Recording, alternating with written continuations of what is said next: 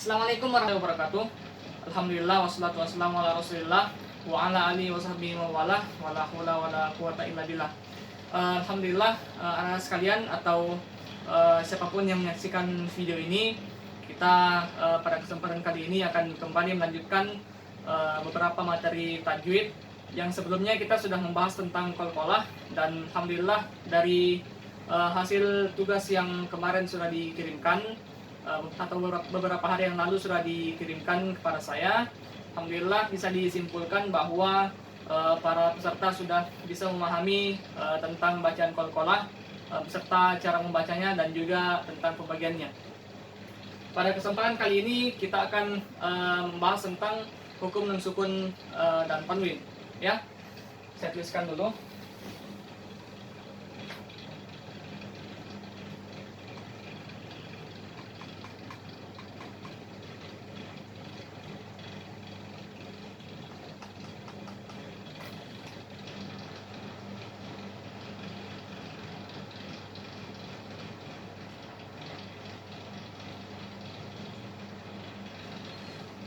Ya, jadi simbol untuk nun sukun adalah seperti ini, huruf nun yang berharakat sukun, sedangkan tanwin itu merupakan seluruh huruf hijaiyah yang barisnya adalah tanwin, fathatain, kasratain, dan dhammatain. Nah, biasa disimbolkan seperti ini untuk tanwin. Nah, untuk kedua ini, yaitu nun sukun dan tanwin, merupakan satu kesatuan hukum, ya. Satu kesatuan hukum bacaan, yang mana hukum untuk bacaan nun sukun itu juga berlaku untuk bacaan tanwin, dan begitu pula sebaliknya, hukum untuk bacaan tanwin juga berlaku untuk hukum bacaan nun sukun. Ya. Jadi setelah kita mengetahui hal tersebut, maka sebaiknya atau seharusnya kita dalam membaca bacaan yang mengandung huruf nun sukun dan juga huruf yang berharakat tanwin, maka ada beberapa hukum yang harus kita ikuti untuk membaca bacaan-bacaan tersebut. Nah, secara umum hukum bacaan itu ada terbagi 4. Di sebelah saya ada poster kecil tapi mungkin tidak terlihat. Saya tuliskan saja. Jadi saya tuliskan dulu tentang apa nama-nama hukumnya, kemudian kita jelaskan satu persatu insya Allah.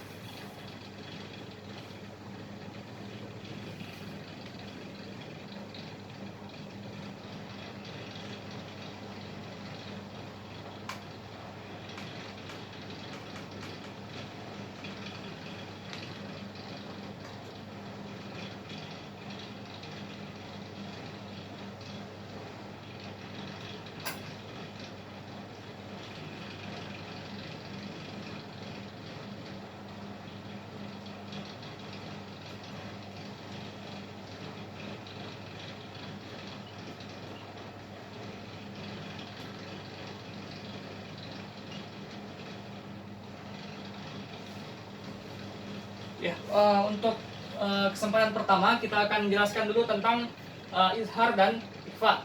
Ya, atau mungkin kita jelaskan dulu secara umum ya. Jadi ada 4 hukum untuk nun sukun dan tanwin, yaitu yang pertama izhar, yang kedua ikhfa, yang ketiga iklab, dan yang terakhir idgham. Terbagi 2 lagi, yaitu idgham bi gunnah dan idgham bila gunnah. Untuk kesempatan kali ini kita akan membahas 2 dulu supaya lebih mudah dimengerti. Kemudian setelah itu kita menjelaskan tentang 2 lainnya. Jadi yang akan kita jelaskan untuk kali ini yaitu izhar dan ikhfa. Kita hapus saja dulu ini.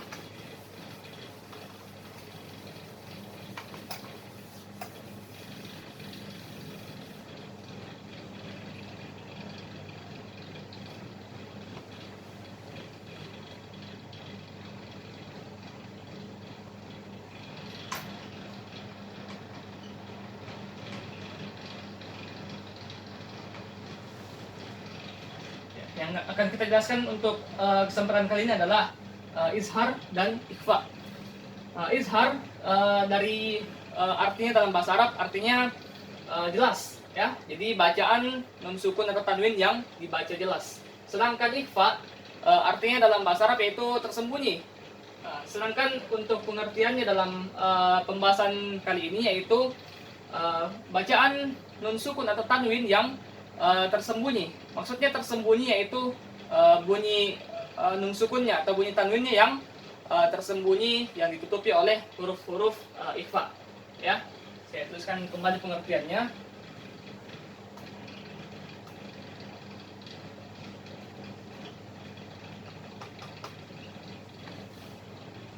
Kalau ikhfa bacaan tersembunyi atau samar ya, sama saja tersembunyi atau samar.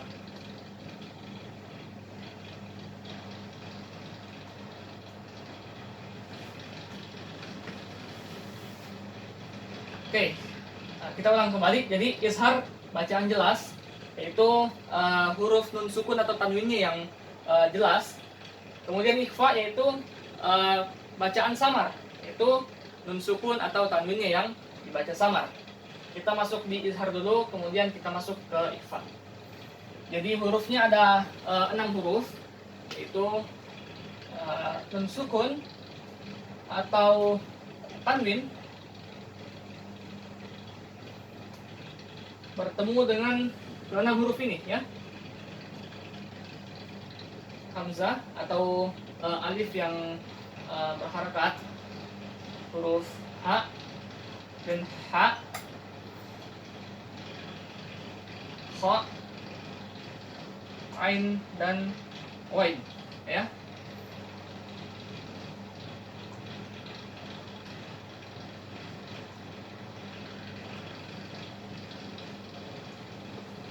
Jadi ada 6 hurufnya. Kita ulang kembali. Jika nun sukun atau huruf yang berharakat tanwin bertemu dengan ke-6 huruf ini, maka bacaan atau huruf ini dibaca dengan jelas ya. Maksudnya huruf nun sukun atau tanwin dibaca dengan jelas, tidak ada tambahan berupa dengung atau gunnah atau tambahan lainnya ya. Jadi hurufnya ada 6, yaitu hamzah, ha, kha, ain dan qain ya. Di 6 huruf ini saya ulang lagi. Alif, maksud saya hamzah atau alif yang berharakat, ha, kha, ain dan qain ya. Untuk contohnya bisa dilihat di surah Al-Fatihah ayat ke-7. Saya bacakan contohnya. Siratal ladzina an'amta 'alaihim. Di kata an'amta ya. Kita terus kembali yang di atasnya.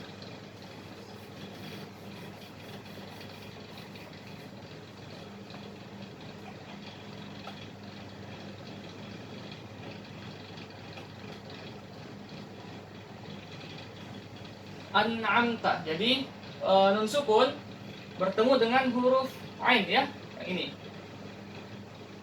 Sehingga huruf nun sukun tetap dibaca padanya, tidak ada tambahan dengung atau tambahan apapun. Saya ulang lagi. Shiratal ladzina an'amta 'alaihim. An'amta. Jadi bukan an'amta atau al'amta. Tetap dibaca apa adanya seperti nun sukun. An'amta. Tetap harus ada bunyi en. Jadi lidah ketemu dengan ujung gigi ya. Oke, untuk contoh berikutnya di tanwin, tidak perlu saya tuliskan. Ini ada di beberapa ayat atau akhiran ayat. Wa kana Allahu 'aliman hakima. 'Aliman hakima. Oh, saya tulis saja ya, biar bisa dipraktekkan juga.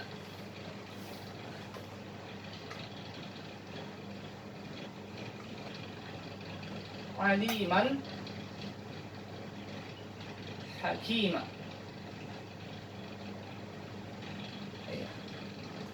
Ini huruf alif yang berharakat tanwin bertemu dengan huruf ha. Ini ya.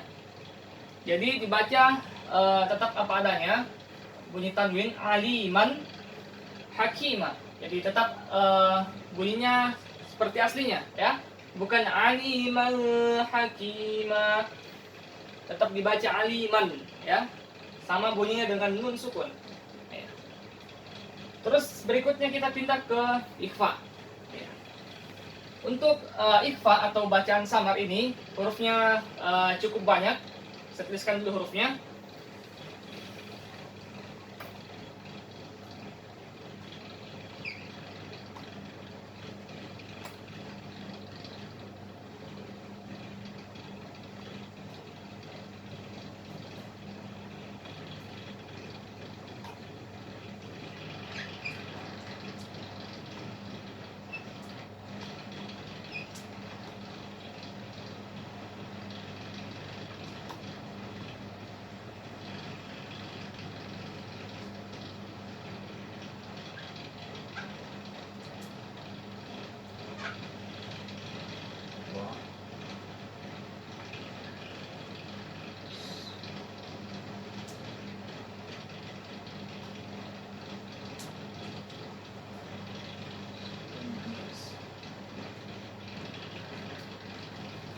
Ini kita hapus saja supaya bisa dimuat.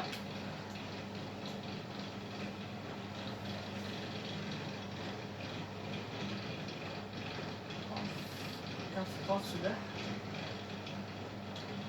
Fa dengan wa. Jadi hurufnya ada 16 ya. 1 2 3 4 5 6 7 8 9 10 11.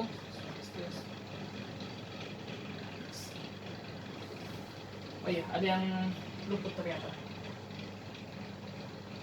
Sudah, bo.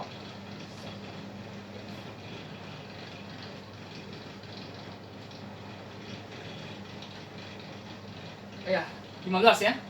15 huruf yaitu ta, sa, jim, dal, ta, dal, za, sin, shin, qaf, kaf, sad, wad, wa, fa.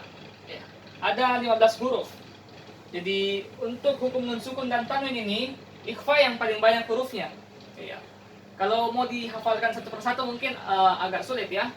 Jadi perlu diingat saja huruf ikhfa adalah huruf selain dari 3 hukum nun sukun dan tanwin ya. Jadi saya ulangi, untuk ikhfa adalah hurufnya selain dari huruf 3 hukum nun sukun dan tanwin, yaitu yang kita sudah bahas tadi yaitu izhar, kemudian yang belum dibahas yaitu 2 iqlab dan idgham ya.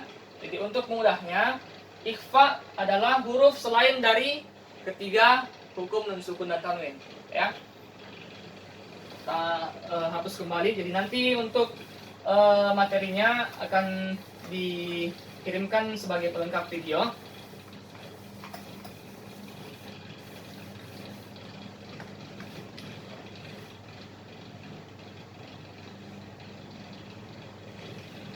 Untuk contohnya bisa kita lihat di surah An-Nas ya. Min syarri ma khalaq. Kita tuliskan.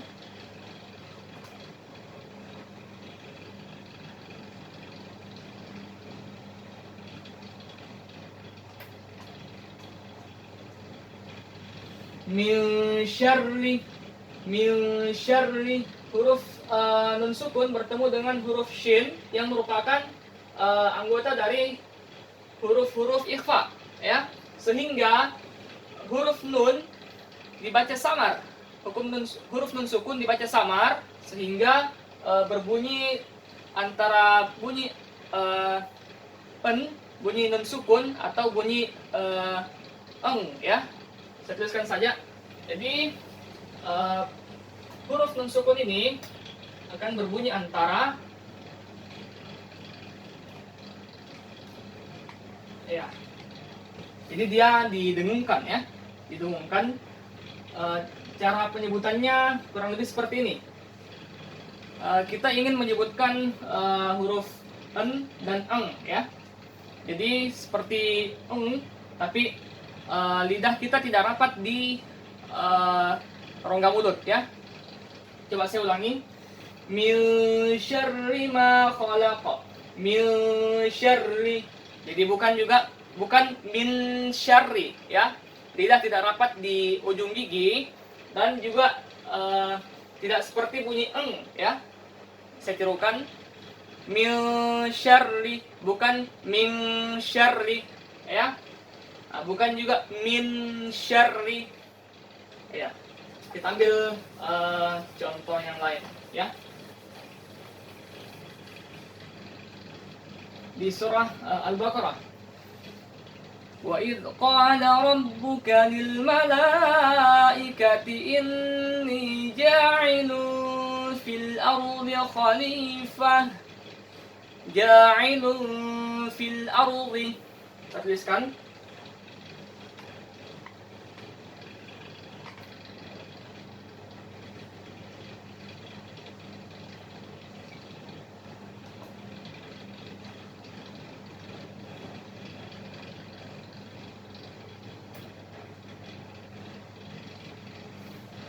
Ja'ilun fil ardi. Huruf tanwin, huruf lam yang barisnya dhammatain atau tanwin bertemu dengan huruf fa, ya. Huruf fa yang merupakan anggota dari huruf ikhfa, ya. Nah, sehingga huruf yang berharakat tanwin ini atau dhammatain bukan lagi dibaca nun, ya, bukan dibaca ja'ilun, tapi dibaca ja'ilun fil ardi. Ja'ilun fil ardi, bukan ja'ilun fil ardi, bukan juga ja'ilun fil ardi. Ya, untuk ikhfa ini agak rumit, ya, untuk kita membacanya kalau baru mengenal hukum ini, hukum bacaan ikhfa. Namun tidak apa-apa, kita latihan-latihan saja untuk membedakan antara bunyi izhar dan bunyi ikhfa, dan juga bunyi yang seolah-olah dia ikhfa tapi dia pembacaannya kurang tepat, seperti yang tadi ja'ilun fil ardi, ya.